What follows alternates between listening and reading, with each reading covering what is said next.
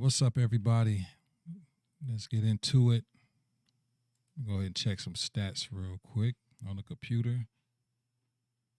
I'd like to thank everybody for joining me who joins me right now. Let's excuse that.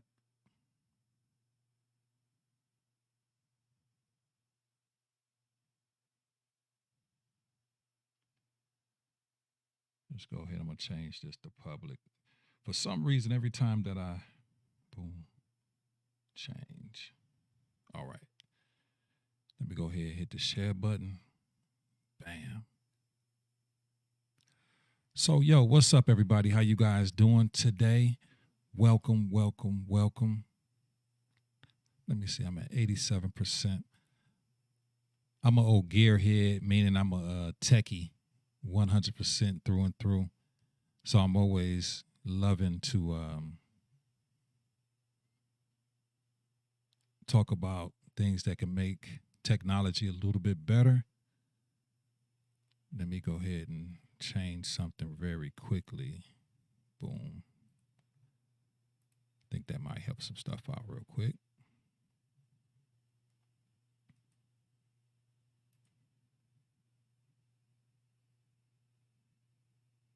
All right. So what's up, everybody? How you guys doing? Welcome, welcome, welcome to the pod. This is just the corner. This is the producer's corner right here where I'm sitting at. This is where all the action take place when I'm doing podcasts for people, where I'm sitting back. I'm more or less controlling the knobs, the faders, the switching of the cameras. Let me change one more setting here because my processing power is a little high right now. Let's go ahead and change something real quick.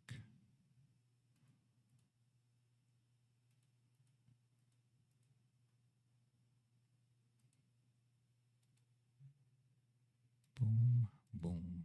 I think we all right now. All right. So yeah, actuality, like I was saying, I like to welcome everybody here to the pod right now that's listening and then watching and things like that. I have had such a great time in this space, in this place, helping people, showing people when they come to visit the pod, what we offer in here and the things that we can do here. I only got the camera pointing to me. I ain't no turning it around right now, but I basically want to do this thing behind the lens. Or it's not quite a podcast right here, what I'm doing. It's just more of an informational or talking about things that's coming up, things that will be happening, things we will be doing here in the pod, and things that we're going to be offering continuously here in the pod. New programs, new opportunities. So I strive basically to keep this a clean, safe environment that gives people the opportunity to have their voice heard. And there's really not like too many places that I know about that have this type of situation in their cities or around their cities, primarily pretty close. I mean, I have did my market research and just to see what's going on out here in the market or what's going on. And there's not a whole bunch out there. You know what I mean? So I'm happy to have the opportunity to be able to bring to you what we bring it to you here at Effigy Media Arts, aka the pod, and be able to go ahead and just provide quality service here. So tips and tricks, like this is called behind the lens. So things that I'm going to be talking about on this is, again, it's going to be related to the business, related to maybe gear, maybe some insight, some things that I know how to do, what to do, and maybe I can direct you to do on what it is that you're trying to probably do for yourself, if it's something that you want to do for yourself. So absolutely, I'm really, like I say, I'm really loving what I do, the opportunity that I got to give insight, inspiration, and evaluation, maybe to help some people do what they want to do. Also, new product is dropping, the marketing piece to the pod from EFG, which is spearheaded by my son, Asante Lucas, which is the VP of Effigy Media Arts. So, he's involved in a way that I'm loving right now. and bringing him in, and also he's a young guy, so he really knows about what young people, or what the algorithms of social media are at this point in present point of time.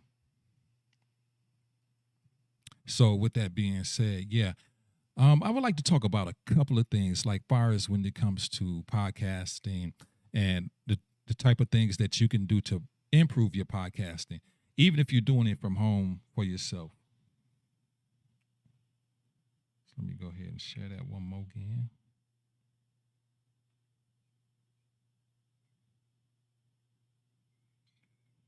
So basically, in a nutshell, so say you're doing podcasting for yourself at home, or you're producing for someone.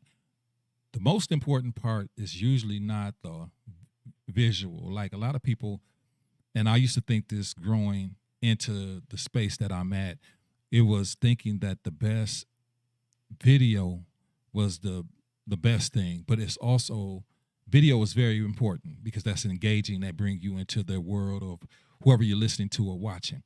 But what really makes it engaging, or really what makes it good, is basically audio. If your audio is good, is on point, you in there like swimwear, you know. And that's what I'm going to be making a new investment in the audio department. As far as here, I'm looking. So now this audio is going to be taken to a whole nother level. Right now, it already sounds good as far as the inputs and outputs that I have going on right now. But I'm going to take it to another level because audio is very, very, very important. And sometimes it's skipped out on. You can have wonderful video, but your audio is bad. And then also at the same time, also teaching people, like here we can also do lavaliers when people come do the podcast. They can use lavaliers or they can use regular microphone. You're always going to get the best, fullest sound with, with microphones. Because this is have a bigger capsule. It's bigger. It captures more of the tonal direction of your voice. You get more of a clarity. Now with lavaliers, which I like those also. Those are very maneuverable. What I like about those is that you can, be more maneuverable, more agile with those. If you have to get up and X, Y, and Z, do whatever. But with a podcast, I will always recommend the microphone, the full-fledged microphone first, because you're gonna always get that. You can get that broadcast sound like far as radio. All I have to do here on the mixer board is I can just turn down your lows and really bring that bassy tonal voice in, and just you have that radio type feel or that sound. You know what I'm saying? And sometimes that's what you might want to look for. Then there is the proximity effect. The proximity effect is how close you are to the microphone. So if you see, like if you watch any podcast out there, video podcast, and you see that they're using microphones, excuse me, if they're using microphones, if their proximity to the microphone is fairly pretty close, meaning they're inches away from the microphone. So if your proximity is approximately maybe 2 to 3 inches, really 2 inches, you're going to get the best. Any microphone, that is. Any microphone, you're going to get the best, fullest sound the closer you are to it. The further you go away from it, 1, 2, 3, you still hear me, but it's not as full. And when you do that, then the person or your engineer or you will have to go ahead and pull up the volume or the gain. That, in a nutshell, is just you're pushing the sensitivity of the mic a little bit higher, and it will work. And then a person can hear you, but it's not going to be as such of a quality sound. So for right now, I'm like 4 inches away right here. Now, right here, I am approximately 7 inches away. So can you tell the difference between 7 inches away and 1, 2, 3, 1 inch away? You see the proximity. So if you ever trying to do a podcast for yourself right home, get yourself a microphone that is either a USB microphone. You can get a USB microphone, or you can get a or XLR microphone where you plug in. It has 3 prongs at the bottom. Plug that into your mixer, and no matter what, it does depend on the equipment, the microphone that you get. It does depend on the mixer. A lot of time your preamps on what you get, but the most time it really concentrates and it really matters on the proximity you are from your microphone. Okay, so if you watch any podcast that people are using mics, they're usually right there up on the mic. You're gonna get the best, fullest sound, and also you want to watch your meters. You want to watch your meters. You want to watch your input gain and volume. So they have a thing called gain staging, and that's where you just basically just adapting what your you're adapting what your audio gain value is. Like when a person talking, you don't want to go into the red. When a person is talking about whatever, you just, as the engineer, you watch and you listen what they're saying, but you also look at the meters. Like if you're doing a live stream, okay, you see that the gain is a little bit too high. They're going into the red. You want to stay into that yellowish green area. So you want to just go ahead and fade down a little bit. Bring your audio down just a little bit where, okay, we're now entering the yellow a little bit. You're in the safe zone. You want to stay out of the red because you begin to lose clarity or clip where you start to lose information. So I had to bring, now that with my proximity is a little bit closer to the mic, I can bring down my gain. Now, the further I get away from the microphone, I have to gain stage up, which introduces noise and background noise. So check this out. Now I'm at the right volume. I'm at the right gain level right now with this microphone. Now, that's really at 1 inch. I'm in the green, slightly touching the yellow a little bit. Now I go back out. I'm 7 inches away, as you hear, but now I got to gain stage up. So listen, 1, 2, 3. Now I'm gain staging up. 1, 2, 3, 4, 5, 6. Now with doing that, it raises my volume, of course, but it's raising up the background noise. So you can hear me rocking the chair now. You hear background noise. But now if I get closer, bring the gain stage back down to where it needs to be. 1, 2, 3, 1, 2, 3, 1, 2, 3. Now I clap. You don't hear the background noise. If I rock on the chair, I hit something, you're not really hearing the background noise. If there's something happening outside the door, you're really not hearing what's happening outside the door because the gain is able to bring down the microphone. You're not getting the background noise of outside the room or in the room. So it's very important to have proximity effect when you're talking on the microphone to make sure that you're on the microphone and that you're getting the best quality. And again, like I say, when you're dealing with podcasting or even music, proximity effect is major when you're doing any type of audio recording. Sometimes you need to be farther away back from the microphone.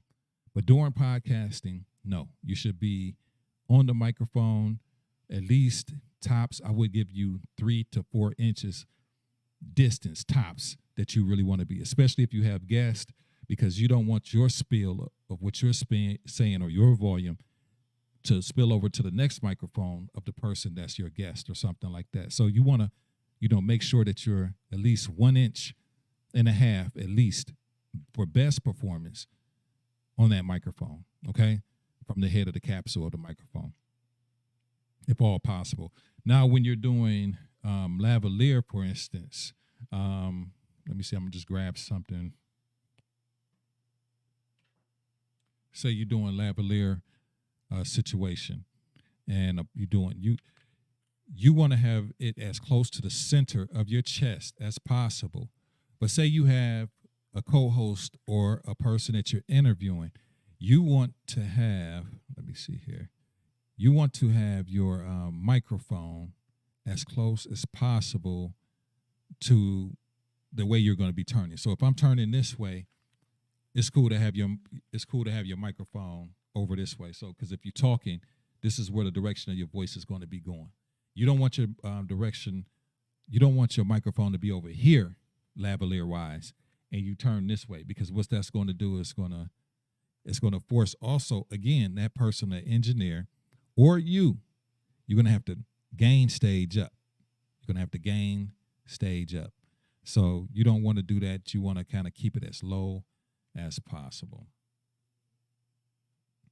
And that's the tip that I really wanted to give today. Also, I just like I said, I want to continue to come and talk about things with FG Media Arts, the pod. Again, this is a place of creativity. You can come in. I mean, this is a wonderful place. This is a wonderful place. Everybody that has came this way. Let me see something. I'm going to change the setting on the fly here. I just want to just see something. Because I'm always experimenting, trying to make things better. I'm always experimenting on myself. I experiment on myself before I experiment on a client. You don't want to experiment on clients. You want to make sure you good. Okay. Here's another thing also, computer. Your computer that you use.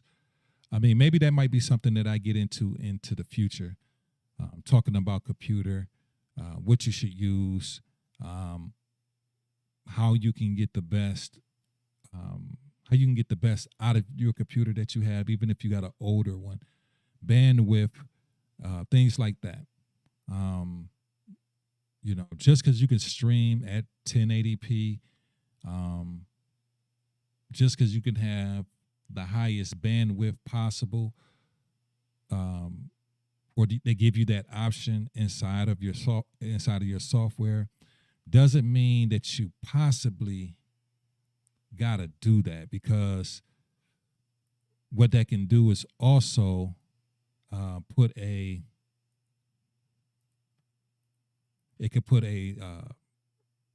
bottleneck, more or less, on your computer.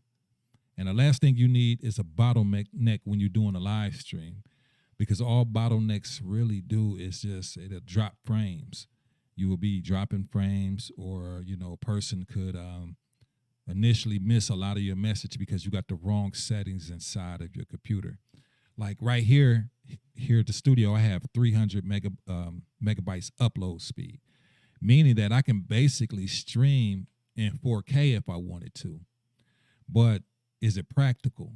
It's not practical, because most people are not watching your content in 4K. They're watching it either in 720 or 1080p.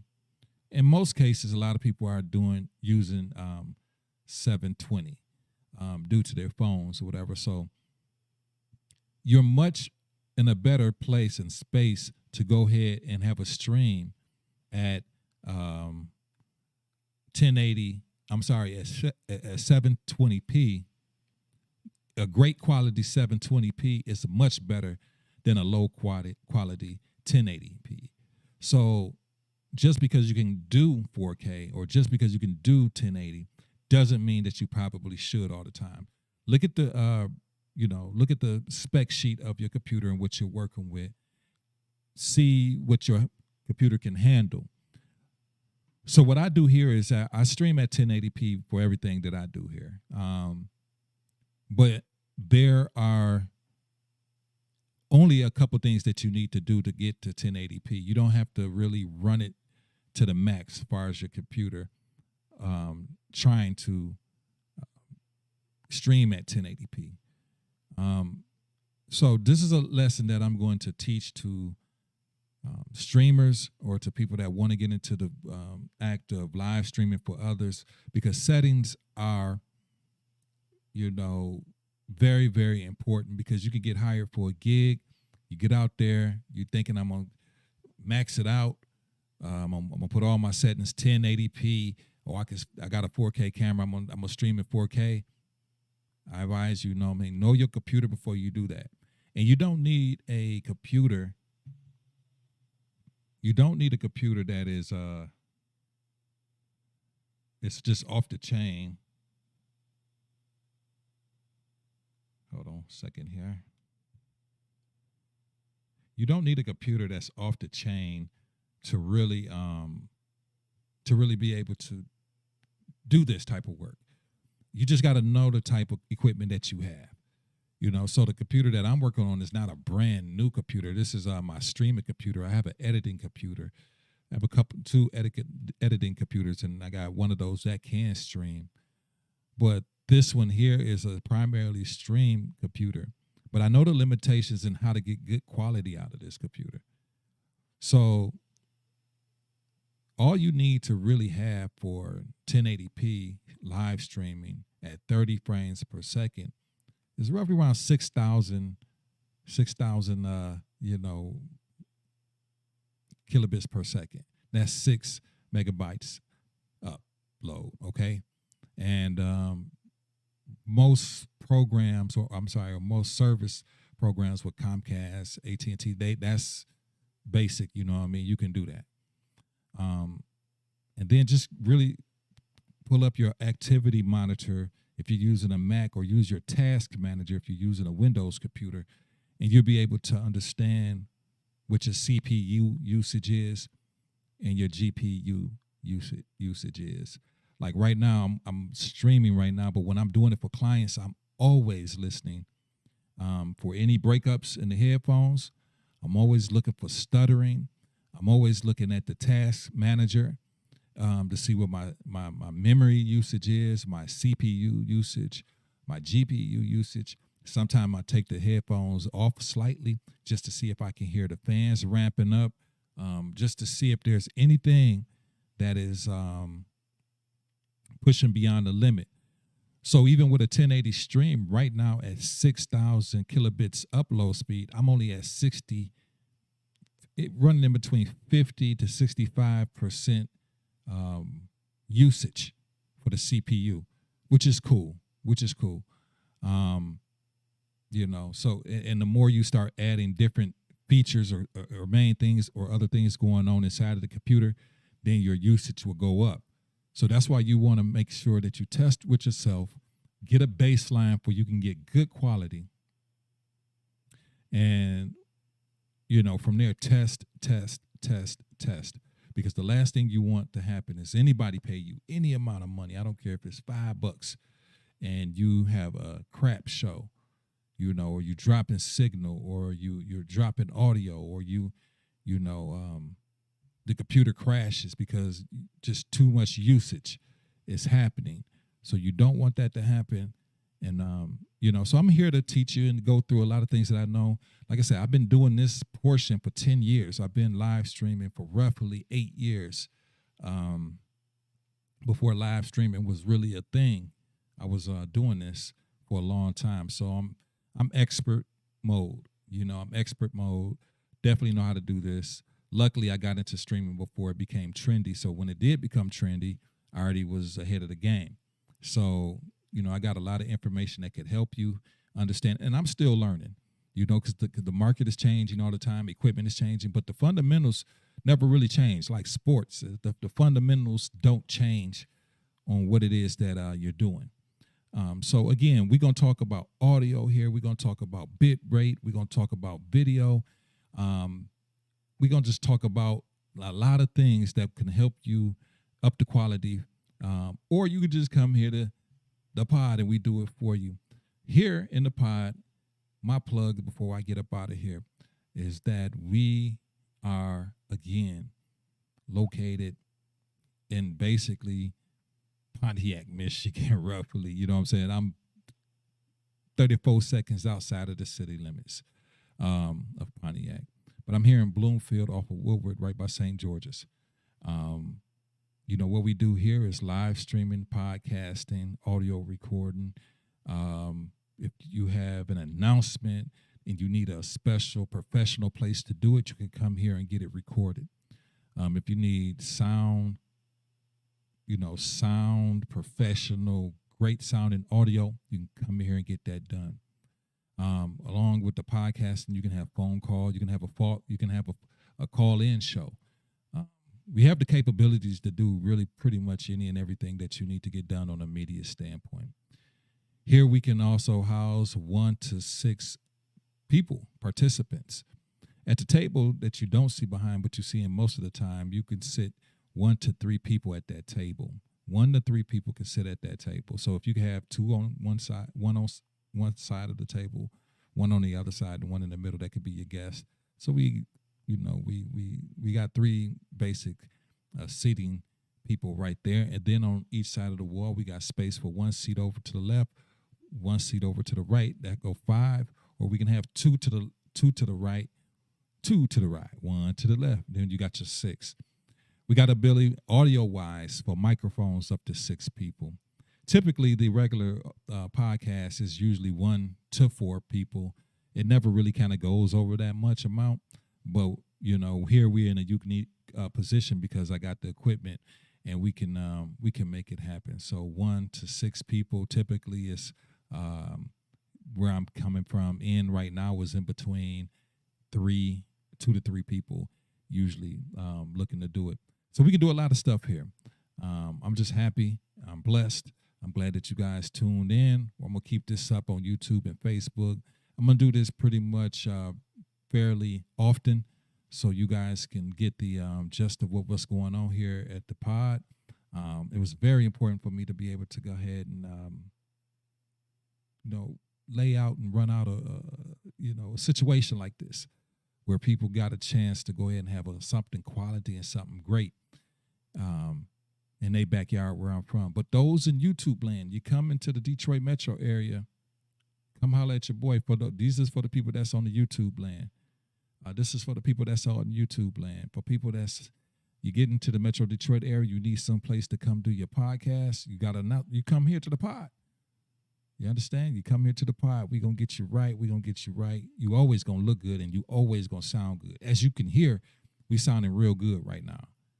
Radio, I'm all about broadcast quality, especially when it comes to audio. I really want audio. I'm becoming an audiophile or audio nut. You know what I'm saying? I really am,